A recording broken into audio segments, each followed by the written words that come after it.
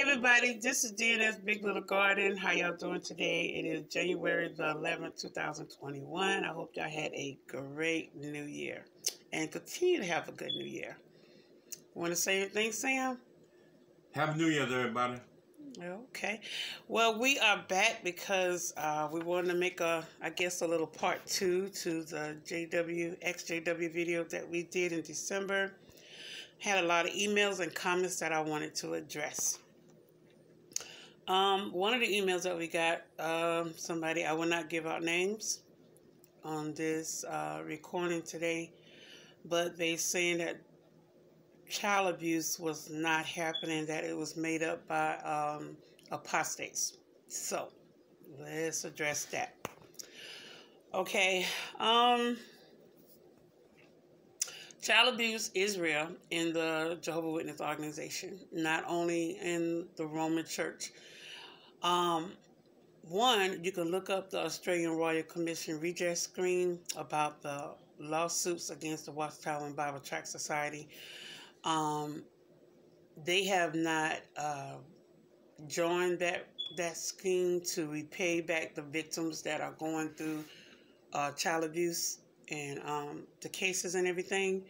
So instead of giving up the people that's in the Kingdom Hall and give them their names in their database of who committed these crimes, they are paying $4,000 a day to hide this. So that can be found by Googling it. Also, the jwtrips, if you search child abuse, you can download an updated December 15th, 2021 file, PDF file about child abuse and some of the policies that Jehovah Witnesses have trying to deal with that, if that is a subject, which is a subject in the organization. Also, I was excited to find out about Hulu has this series that's called Cults and Extreme Belief. Please check out season 1, episode 2 about the title Jehovah Witnesses. It's about Roma Maple, yeah, talking about her story as a Jehovah Witness and what she had to go through with child abuse. She visits Barbara Anderson on this episode, who was the head research writer at Bethel in Watchtower Bible Tract Society in New York, and Barbara Anderson admits to thousands of letters that came through her about people that are going through with child abuse in this organization. Personally, I have never went through that, but I can see how that is possible, because when I was younger, I think they might have changed the laws now about Jehovah's Witness, but when I was younger, I was around 8 and 9. I did go door to door with elders when I was younger. So, it could happen. It is very possible. And I do believe all these stories and lawsuits that's coming out against the Jehovah's Witnesses, because that is something that they will hide. Also, Barbara Anderson she was also telling that it was a sheet about what questions to ask the accused that's in the Jehovah's Witness organization if they were accused of child abuse during a judicial little court meeting that they have. So she's known as a whistleblower now. So, but she's no longer Jehovah's Witness, and she did a lot of time at Bethel. So y'all check out that series. It's called Cults and Extreme Belief, and on Hulu, and it's episode 2, season 1, and it's titled Jehovah's Witnesses. Okay, also, the person that sent me that email, they can go to avoidjw.org, and they also have a lot of stuff on there about the recent lawsuits that Jehovah's Witnesses is going through concerning child abuse cases, and another lawsuit that they're suing against BMG Music Company about a singer that it appears to be that he took some of the Kingdom melody, and they're fighting him against that. Now we're going to talk about the Shepherd of the Flock of God book. Somebody come to my house. I got a 2-year-old niece or nephew playing around the floor. They're not going to do it. You can't tell they're pedophiles or not. Basically not. They should be locked up. They should be locked up. True. They should be locked up. Well, the Shepherd of the Flock of God book is a real book. A lot of comments saying this book does not exist is bogus, for one. This is a real book that the elders only have. It's called Shepherd of the Flock of God book. One, you can buy this book on Amazon. Two, in the Watchtower dated June the 1st, 1997, on page 6, it mentions that their publications are available for everyone to read, and that a true religion does not have any secretiveness in it. So by saying this and keeping this book a secret among the elders, they're already basically saying that this is not a true religion. So they're really contradicting themselves. Also, you can go to Kim Mikey on YouTube and probably get a downloaded copy of this book. Sometimes they put a link on the end of some of their videos. You have to check them out on YouTube. Okay, I wanted to address some of the people that left comments and emails about feeling alone and being scared and, not being able to cope while being in this religion or just recently getting out. I made a decision to get out of this religion a long time ago, but basically I was really scared to write that letter and send it and do what I have to do. And I was able to do that. You have to, if anybody's watching this that wants to get out of this religion or just got out of this religion and don't know where to turn, it's the hashtag ExJW community. You look that up on YouTube, hashtag ExJW. And there are thousands of videos of people that are ExJWs now that you can ask questions. You can ask for help. You can ask for advice. You can also email me and Sam at the letter D, the letter N, the letter S, BLG108@gmail.com, and we will try our best to answer any kind of questions and comments that you might have. Okay. I had a question in a comment of asking me, have I ever went to church and ever went to church? Okay, so I grew up in the truth. I never went to church until after I got married. So this is basically recent, maybe in the last 8 to 10 years. I started going to church with my mother-in-law. And I had the best experience there. The people were so loving and so caring, and they welcomed me as one of their own. If it wasn't for COVID, I still probably will be attending church. When COVID is over, I definitely will be going back. My father is not happy with interfaith, as you might know. Our last video, well, Jehovah's Witnesses don't believe in interfaith, period. My father's an elder, and last video he got upset because they had a prayer meeting, my husband's family, and they do that in like a Zoom, conference platform. And everybody get out there, get on the phone and say their prayers or whatever. And I don't see anything wrong with it, like I said on my last video, and I will continue to do that, especially if we're praying for people that's going through so much stress and death right now because of COVID. So that's a good thing to me. Well, they also don't have a policy like Jehovah's Witnesses do, that, if you miss a Sunday or two, they asking you where you been, or, Jehovah's Witnesses are very questionable about missing meetings. They don't really want their people to miss any meetings. The church was not like that. They check on you to see if you're doing good and hope you're doing better to attend the next week or whatever. But the witnesses, they ask questions. They send elders to talk to you if you miss like 2 meetings and they want to know what's going on, how you been, or is there anything they can do to help you to get back to those meetings. And I just noticed the big difference between a church and the Jehovah's Witness organization. Okay, what else do I want to talk about? I had a best friend in this organization, and our friendship was a very, very long friendship. We've been friends like 20 years, and the minute that I started dating my future husband, my husband now, that friendship just went zilch. I mean, she even had the boldness to say that she thinks she had more in common with my husband, my future husband, than I did. So you know where that friendship went. So evidently she just cut ties, and we haven't spoken in over 20 years. So it is what it is when it comes to that. My family, I have some good, some bad. A lot of my family did not like me leaving. One of my family had called me a stupid fool. So that kind of hurt my feelings a lot. I did cry about that.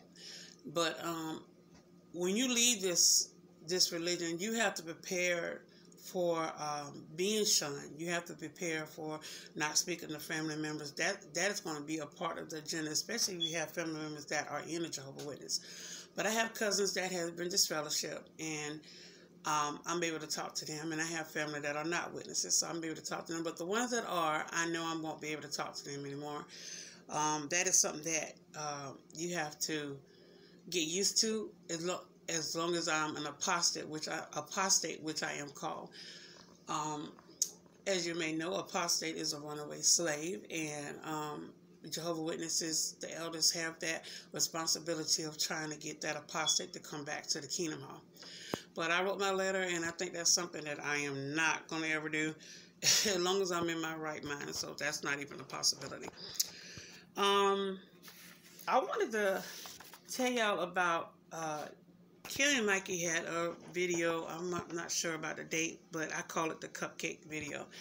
On that video, she said that her daughter went to a friend's house that were witnesses, and the friend's daughter went to school, and she came back home with icing on her clothes and her face, and her daddy had asked the little girl, did you went to a birthday? Got to them at the knowledge about being at a birthday party. So her daughter noticed the father just screaming and ranting at this little girl that she was going to get destroyed at Armageddon, because if she eat another piece of birthday cake or eat another birthday cupcake or whatever. Even Kim Mikey gave an example that when she had birthday cake at the school, her father had beat her to the point where her nose was bleeding. And it's ridiculous. I mean, I think I did mention in my last video that some of the teachers did pass me little cupcakes here and there, and when I was young, because she didn't want to exclude me, but my parents did leave messages not to include me in any of those holidays, because Jehovah's Witnesses are not supposed to celebrate that. Why I think that this religion is cheap or greedy is for a couple of examples. When Jehovah's Witnesses start building kingdom halls, they are built with skilled other witnesses that have skill like plumbing and electrician and carpentry. And it seems very ironic since they do not want you to go to college. And some of these skilled people had to go to college to get this, get their skills to learn how to do this stuff. And they are not paid. They're not paid one single dime to do this work. This work is supposed to be, as they call it, a gift to do this for Jehovah. But what I noticed that when they sell this kingdom hall, when it goes on the market, all of that money is sent to the Watchtower and Tract Society in New York. They don't get a single dime of that money, and I think that is terrible. They did all this work, and none of their payment is going to them. It shouldn't be that way, for one. I also remember when I was young, going to the conventions and how they used to have, a lot of y'all might remember the conventions that they used to sell lunch. I was young, and I was one of the people that used to help make the little bag lunch. It might have a sandwich, some pudding, maybe a cheap little bag of chips, and that Shasta soda. I remember that like it was yesterday. They got rid of that because they wasn't making a lot of money off of that program anymore. And it was at the time when I was young, I remember they used to go by a donation basis. And I believe at that time we used to give like $30, and it was like 6 people in our family. And those bags wasn't worth $15 or $20 with the food that was in there, I don't think. But I just want to bring that up about, the cheapness on how this religion is trying to save money and to cut ties to a lot of things. They also have like a survival book bag that they are charging like $200 for, and I think you can probably make your own bag for way less than that. They just being very greedy into charging something like that to the witnesses that want to get that book bag or survival book bag or whatever. There are a lot of websites that help JWs make a lot of money. You can go to jwstuff.org. You can go to jwtrips. You can go to Madzay, MADZAY.com. They do some of the printing work of some of the publications and other little teeny magazines and stuff that they got for the witnesses, pamphlets and stuff like that. They have the Harvest Inn. It's a top hotel choice for the trip to Bethel. Like when you go on JW Trips, the Jehovah Witness got ties to this hotel called Harvest Inn. And also you can go to www.4ursurvival.com. They also sell like survival kits. This company is run by 2 sisters that founded this company in 1989, and they still have this company today. I went on there the other day and I couldn't believe the prices. I mean, it was ridiculous for some of the food survival kits they got on there. But you can check it out if you like. All these websites I'm going to put in the description box on the end of this video so you can check it out if you like. Other topics that I got emails and comments on, I went through the apostate already. About my self-esteem. One of the emails was about this person that had very low self-esteem, and she was asking me, did I experience any of that? And of course, when you're in a religion that doesn't want to be by your side and doesn't support you, you're going to have low self-esteem, especially when they want to keep you down. They don't want you to go to school, go to college, do anything that you want to do, try to control your complete life. They basically brainwash you into doing all the things that they want you to do. You're going to have low self-esteem. As of July was my last chemo, so a lot of people ask about the bandana because my hair is starting to grow back, so that might be a reveal day or video that I might do eventually with my hair. And also weight at that time. Well, I gained weight recently because I was taking a lot of chemo drugs and steroids, so I gained a lot of weight. But when I was in this organization, when I was younger, I used to eat all the time because I wasn't happy with myself. I didn't love myself. I didn't understand what was going on. I was always depressed, and of course that's going to affect your self-esteem. You can't be an individual in this religion at all. Somebody questioned about the dress and why the Jehovah Witness dress that way. They believe in modest dressing, and Jehovah Witness women supposed to have dresses under their knee, dresses or skirts. They don't supposed to show cleavage or anything like that. Their hair, from their hair down to their feet, supposed to be modest. So that's, if you see a Jehovah Witness and how they dress, and you can understand what I'm saying. That rule hasn't changed since I can remember, and I remember that since I was like 7, 8, 9 years old. It hasn't changed. I remember this one time where this sister, just very beautiful sister, she had a pretty shape and everything, and she visited our Kingdom Mall. She was single.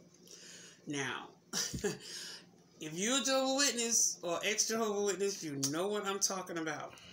She came there, and her skirt was about, I would say about maybe 2.5 inches above her knee. But it was a pretty outfit, but it was a little tight. And my goodness, those sisters went on a rampage. They started whispering, and I think it got back to that sister, and I remember she was actually crying in the bathroom because they treated her just horribly. It was just terrible. They treated her so bad. They was jealous, and that still goes on today. You can't be a single sister going in there, especially with a married couple, because the older sisters in there will be jealous. They will get jealous, and they will talk about you. That's all to it. I have had experience in this. I have seen this, so I know this is the truth. Music. Jehovah's Witness can listen to music, but I remember this one time when they first talked about they can listen to certain kinds of music. Okay, yeah, let me correct that. My husband, thanks for telling me that. Certain kind of music. I remember this one time that it was a little bit after Michael Jackson made Thriller. Michael Jackson was a Jehovah's Witness. If a lot of people do not know, he was. When he made this Thriller album, I had bought an Off the Wall. I think it was an Off the Wall album. It might have been after that. I'm not sure. But I know it was a Michael Jackson album, and I listened to that thing over and over again. And I remember when they said in the Kingdom Hall about what Michael Jackson had done. My father went on a rampage, and all I remember is at that time, I don't think I spent more than like $8 for that record or something, maybe. He took my record like a frisbee and threw it against this trash can that was in a neighborhood that we were staying at the time, and it just broke into look like a million pieces. I was completely heartbroken, and this shows how obsessive they are with certain things and certain rules that they have in this organization. It's pathetic. When you're a young person, there's no freedom. You can't do what you want to do. You have to always get approval. And when things change, your life changes. That's what I see it as. When things change, your life will change. Recently, I've been looking at the bunker videos, and I remember I was talking to my husband the other day about those videos that when we had book studies, we never had a book study in our house because I think we didn't have a basement in an attic. But I remember going to other brothers and sister houses that had basements and attics. You know, like when you go down to the basement, it'd be like a little sofa setup thing, and it might have a little card table down there to play little cards or whatever. But I remember going to a couple of those houses when I was young, and I didn't realize it, but those bunker videos was basically, you know, training Jehovah's Witnesses how to hide if that time comes for the Great Tribulation. So me and my husband was definitely talking about that. But guys, I just wanted to make this video, and I wanted to talk about the comments and some of the emails that we were getting, and I think I had covered everything that I'm supposed to cover. Please continue to watch our videos and check us out, and please like and subscribe. And like I said, if you have any questions or comments that you want to send to us directly, our email is dnsblg108@gmail.com, and we will be glad to answer it if we can. I love y'all guys. Please stay strong, stay safe at this time, and we will see you next time. Got anything to say, Junior? Like and subscribe, and it's pretty good information. When you involve me in a church and you want to leave, you don't write no letter. Yeah. You have to ask no questions or nothing. You just leave. Just leave. Yeah. So that's not a religion, that's a cult. Yeah, it's a cult. It's rough. It's rough. So if y'all, like I said, guys, if you're thinking about leaving, I mean, you have to make your own decision, but please do your research. We love y'all, and we will talk with y'all later. Have a good one. Bye. Peace.